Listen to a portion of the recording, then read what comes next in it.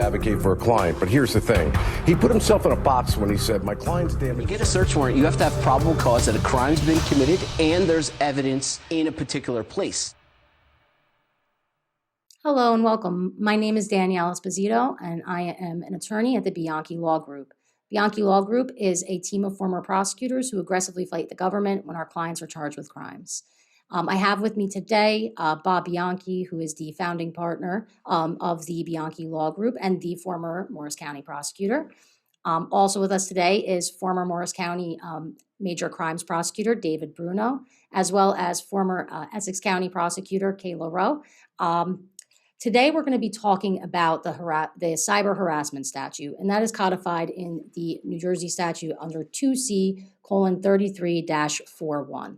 Cyber harassment statute that we'll be discussing today. If you would like to learn more about this topic, you can download our ebook, book a consultation, or call our office 24/7. We're available, and subscribe to our YouTube link below too if you're interested in more of this material. So today we're going to be discussing cyber harassment as it pertains to being a DV predicate act as well as a fourth degree crime that you could be charged with. Cyber harassment statute's a relatively new statute. It's only been around for a few years. This really is been geared towards the uptick in social media being more prevalent in our world today. We have Twitter, we have Instagram, we have Facebook, YouTube, all these different platforms where somebody could potentially harass another individual, whether it's in a domestic violence related context, a bullying context, etc. So basically, the cyber harassment statute is very closely mirrored to the harassment statute. In fact, it almost looks identical to the harassment subsection C under 2C:33-4 of the New Jersey statute. The main effect of this statute, however, is to punish harassment via electronic devices more severely than other forms of harassment. There are certain elements that go into the harassment statute. There are three specific. One is the purpose to harass. There still needs to be a purpose to harass in cyber harassment, the same as harassment, the harassment statute. So whether you're doing it electronically or by other means, you still need to have a purpose to harass, meaning the individual who's making the communication has to have that purpose to harass the individual who's receiving the communication. The next element in the cyber harassment statute is one of the listed acts, so to speak. There are three listed acts that are codified in the statute. The first act is one, it could be a threat to physically injure or physically harm another person or another person's property. Okay, that could be any threat that you could put out there in social media, threaten to injure, threaten to kill. The second one, that's pretty straightforward. The second one is knowingly sending, posting, commenting, requesting, suggesting, or proposing any lewd or indecent or obscene material to or about a person with the intent to emotionally harm a reasonable person or put a reasonable person in fear of physical or emotional harm. Now, this part of the statute has carved out in that subsection, in subsection 2, that material must be, in order for that act to be considered cyber harassment, must be related to sexuality or nudity. Plus, there was that intent to emotionally harm an individual. A little bit trickier. That subsection has a lot of elements in it. And because this is a relatively new statute, that all hasn't been flushed out. But it is clear from the intent and the legislator that this has to have a sexuality or nudity component to it and an extra added element of intent to emotionally harm the victim. The third act of cyber harassment under the statute is the catch-all conduct. Essentially, that is threatening to commit any crime against a person or a person's property. So that's any crime, not just a physical injury, that you're going to injure somebody or their property. It has to be or can be any other crime. It's almost as if it's a catch-all provision of that statute. So subsections 1 and 2 under the acts of what constitutes cyber action are relatively precise, but that second subsection is a little bit more complex. And the third and final element to prove an act of cyber harassment is electronic media has to be used, which seems pretty clear from the nature of the statute itself being cyber harassment. Now I'm going to toss this to Bob, the former Morris County prosecutor. Bob, being that this is a relatively new statute, what implications do you see this having in the criminal justice arena? going to have, Danielle, huge implications. We desperately needed these laws to be passed when I was prosecutor, the cyber harassment that was going on and the bullying, and there are no borders left anymore. There's no place like in the old days we would leave maybe some bullying situation at a school and go home and have a safe space. We no longer have that with the computers. But the profound impact that it's going to have, while that's good from a law enforcement point of view, is, as you suggest, the conduct is so expansive.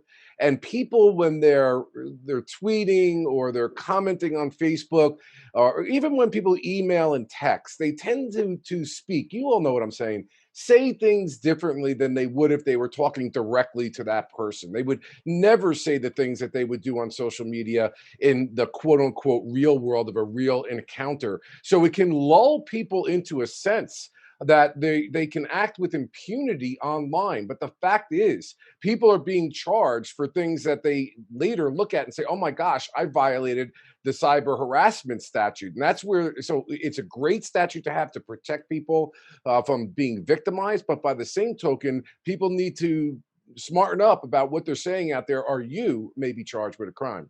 Danielle? Thank you, Bob. Those were great points. Very insightful. Now I'm going to toss this to David Bruno, former prosecutor in the Major Crimes Unit in Morris County. Dave, the cyber harassment statute is a crime of the fourth degree, but there are certain provisions in the statute that kind of increase or up the penalty to a third degree. Could you explain kind of what that is, that increases the charge? Yeah, it's rare, but it does exist. I mean, the fourth degree, as it stands commonly, exposes a defendant up to 18 months in state prison. But there is a third, and what that means is when somebody over the age of 21 pretends to be a minor and cyber harasses another minor, that will be a third degree offense. So again, over 21, and you have to pretend to be a minor, cyber harassing a minor. Not very frequent.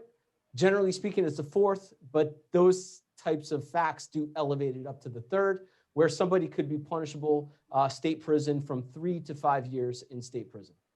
Danielle? Thank you, Dave. I appreciate that. Lastly, I'm going to toss this to Kayla Rowe, former Essex prosecutor.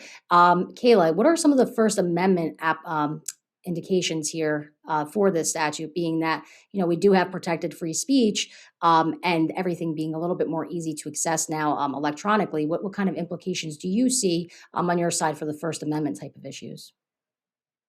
So at the time we're filming this, we are still in the midst of the COVID-19 public health crisis. So that means people are on the internet more. And people, when they're on the internet, like Bob said, they're not always making good choices. And when they're not making good choices, they could be engaging in activities in their posts, their comments, even just logging on or contacting or trying to friend, poke, whatever you're doing on social media.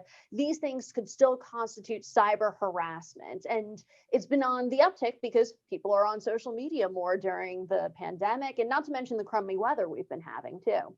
So as a result of that, we have to balance the individual First Amendment rights against the duty that we have to protect people who are being cyber harassed.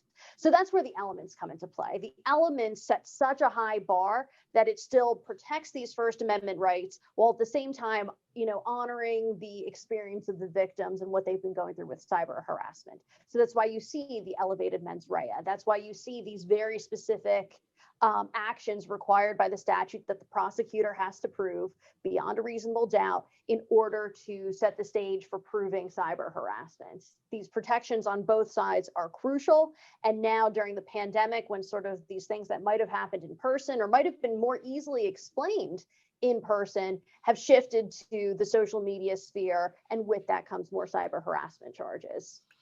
Thank you, Kayla, and Bob and Dave and everybody for watching. I'm going to give it to Dave to take us home. Thank you. If you like the video, give it a like, subscribe to our channel, the Bianchi Law Group YouTube channel. We are frequently putting out videos like this on substantive crimes, legal issues, developing legal issues, both in New Jersey and nationally. Bob Bianchi and I are both national legal analysts, and we appear regularly in the national media. We are a team of former prosecutors that aggressively fight the government when our clients are charged with crimes. We handle criminal defense, domestic violence, municipal court, and appeals. You could find us on our website, bianchilawgroup.com. You could find us on Twitter, Facebook, Instagram, Google+, LinkedIn, basically everywhere. We hope you found this content and the content in the description valuable, and we thank you for watching.